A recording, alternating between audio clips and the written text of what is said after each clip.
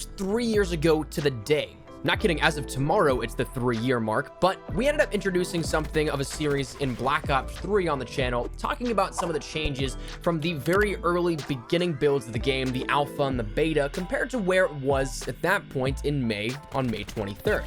That said, last week we ended up having our look at what Call of Duty Black Ops 4 was 1 year ago, with the earliest introduction of public multiplayer that was made available as of last year's reveal event. So with that now out of the way, I kind of want to take a look at some of these major changes and some zany things that you may never really consider that have changed over the course of time since that introduction, like we did in Black Ops 3.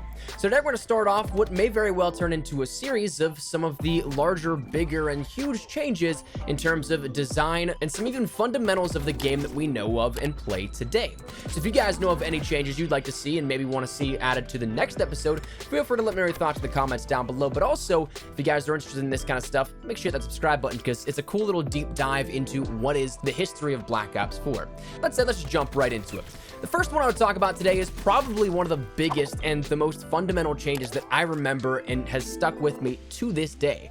That being the fact that Stim Shot was fundamentally changed from the reveal version of the game in the alpha state to where we are currently today, over 7 months into the game's primary life cycle.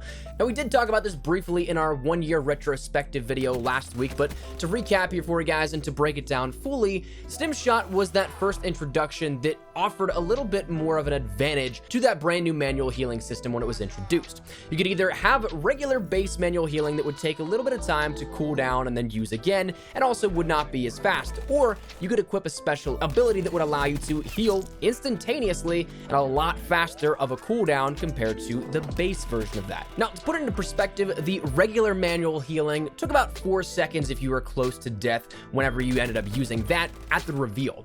Whenever you took a look at the cooldown, it was roughly 10 seconds, which is almost double that of what it would take any other Call of Duty game to have automatic healing enabled to get your health regeneration started. That stuff usually took about 5 seconds to kick in, but if you were below or above a certain health threshold, that would then dictate if you got your health back to 100 instantaneously or gradually. Now, no matter what way you spun it, it was still about 2 to 3 and maybe even 4 in some scenarios seconds longer than that of the regular automatic healing from previous games. But then if you took a look at that Stim Shot ability, that's where it started to come in as a really big advantage to use it, because you could end up not only getting your cooldown reduced down to 3 seconds on when you could use that as opposed to a 10-second cooldown on healing, but it also healed you instantaneously no matter what HP you were at, whether that be 1 HP or 149. It was right back up to 150 immediately. That was such an advantage that even in some cases, you could end up having the ability to use that twice in a single gunfight.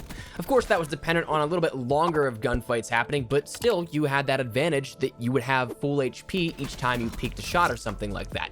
And of course, that was naturally a little too powerful, so Treyarch ended up tuning this a couple of times over the past year since it's happened, and we now have settled on what Stim Shot is in a gradual but faster gradual refresh of your health, and also about a 5-second cooldown on that as opposed to the previous 2.5 to 3 second cooldown from the reveal. So a little bit of a nerf overall to the Stim Shot, but it still is a nice advantage over the base manual healing, but does still hold its value if you want to sacrifice your slot of your creative class for that. Next up, let's talk a little bit about some perk design, because what we have now, we have of course 4 perks per each tier, but they weren't always exactly all the same.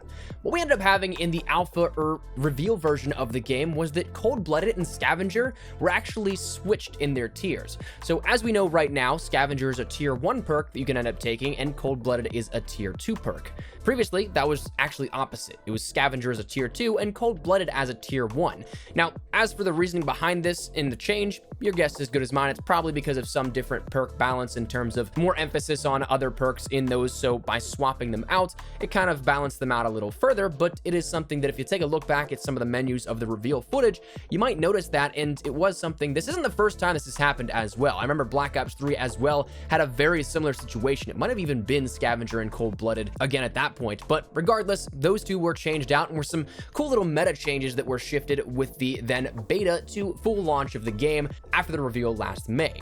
Next, I want to talk about something that is a little bit of a specialist rework or adjustment for the specialist Crash in particular. As you guys know, today he ends up having not only the assault pack that gives you golden ammo, but also you have that TAC 5, which heals everybody on your entire team, boosts them to 200 HP if they are alive at that point in which you activate it.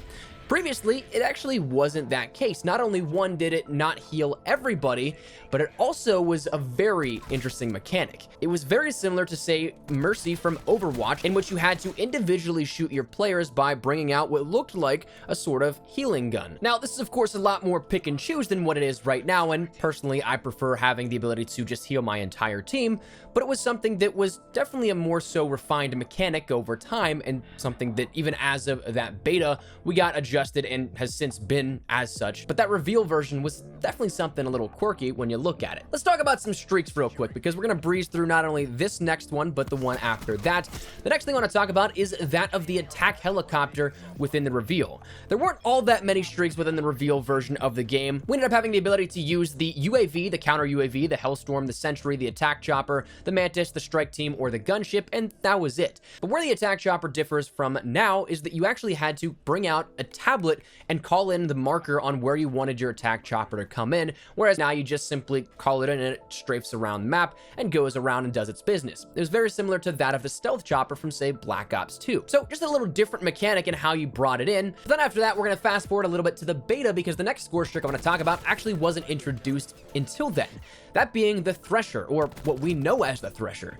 Previously, a quick little name change was introduced here at this, or adjusted for the full launch of the game. The Thresher was simply previously known as the Strafe Run. Now, it still acted the same, and it was actually a little bit weaker than that of what it is today. There were a couple of adjustments made after launch in which it buffed that a couple of times here and there, but it was something that the name was just different. So again, a curious little more trivial change, but one that was there. Now, talking beta changes once again, we're going to talk about something that is actually not even in the game at all right now, and it was introduced within the beta as kind of a counter to the initial reveal complaints about what body armor did to the gameplay, and how it kind of was a crutch equipment that you had to take outside of, say, stim shot. You had either stim shot or your armor. That was the one or two things you were guaranteed to pretty much take after the reveal. So to kind of combat this, Treyarch introduced during the beta something called the AP rounds, or armor piercing rounds, on SMGs, rifles, as well as LMGs. Now, this was literally an attachment designed to do what it says, pierce the armor of the players. So you'd end up doing more damage if they ended up having that armor equipped, but it was something that, again, it didn't make it until the full launch of the game, because with a bunch of different armor adjustments, that meta of utilizing just armor kind of went by the wayside. Not as many people used it, so therefore this was kind of a useless attachment, and to this day, it's no longer there in the game. You have your things like FMJ and FMJ2, which can do some damage through surfaces, but the armor piercing rounds themselves, for specifically the detail of piercing other players' armor, no longer there. Coming back to the early alpha and the reveal footage, we're going to talk a little bit about some design. This one more specifically with the menu and the create a class, because one thing that is kind of weird to look at now looking back at it, but isn't all that much, I guess, in the grand scheme of things, absolutely insane, is that the optics and attachments were actually all in the same selection screen during the reveal. If you end up taking a look at it, you have the option to go in and enter the optics menu whenever you go and try and select that in your create a class, but it does not showcase at the same time the same attachments as well. Those two things are separated, whereas back in the reveal, they were not, and they were all a part of that one just sort of main showcase of everything you could do to that weapon. The same thing with attachments still applied, though, where not every attachment was universal, and there were specific attachments for specific weapons. That hasn't changed, but the fact that it was all put into one was the chain in question with this one. Next up, let's talk a little bit about medal design, because medals actually have changed drastically. There was a lot more color actually in the early alpha version of this, but it was something they were a little more, while colorful, a little more drab and a little more 2D compared to where they are right now. You have a lot more of that golden and three-dimensional style to it now if you take a look at the medals in-game today, but while they were a little bit more colorful, they also didn't look as sharp, as clean, or anything like that as they do today compared to the reveal version. Personally, I like the splash of color in some regards, but at the same time, I also do actually like the medals within Black Ops 4. I know that might be a slightly unpopular opinion. I know there are definitely medals that are way better in other Call of Duty games, but for what it's worth right now, I don't mind them all that much. So to see it and look back is a cool little piece of trivial information, but maybe the change was for the better. After that, we're going to briefly talk about the fact that Control, the brand new game mode introduced with the reveal event, actually is a little bit different and very slightly different than what it is today. If you end up playing Control, you end up having that time limit in which you have to capture the 2 points, but you also have that limit of 30 lives per team. If you exhaust that, or you end up having the hill captured, whether you're the one capturing or defending the objective, you either win or lose the round.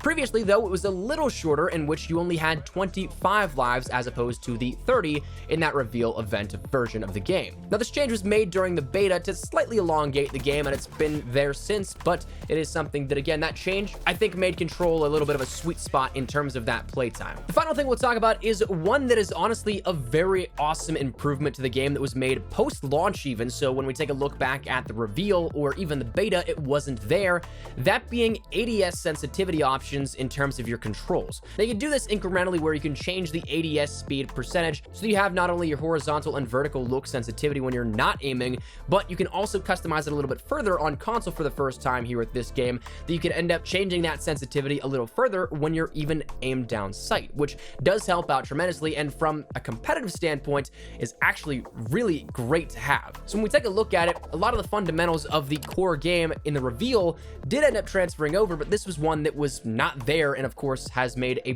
big difference since.